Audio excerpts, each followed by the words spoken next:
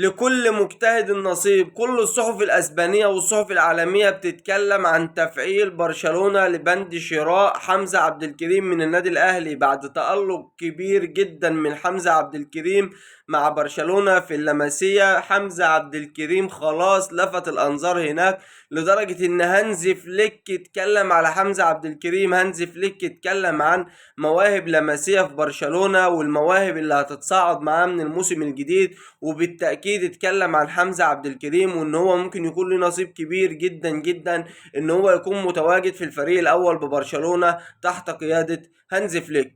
حمزة عبد الكريم يستاهل، مهاجم واعد جايب جون امبارح عالمي، فينش ولا اروع، فينش ولا اروع من حمزة عبد الكريم. وكل ده بيصب في مصلحة منتخب مصر، كل ده بيصب في مصلحة منتخبنا الوطني ان شاء الله. وان شاء الله حمزة عبد الكريم يلعب اساسي مع منتخب مصر في كاس العالم، ويقدر يظهر نفسه اكتر واكتر واكتر لكل الناس، ويعرفهم ان مصر عندها مهاجم واعد ومهاجم قوي جدا جدا يقدر يصنع الفارق في اي وقت.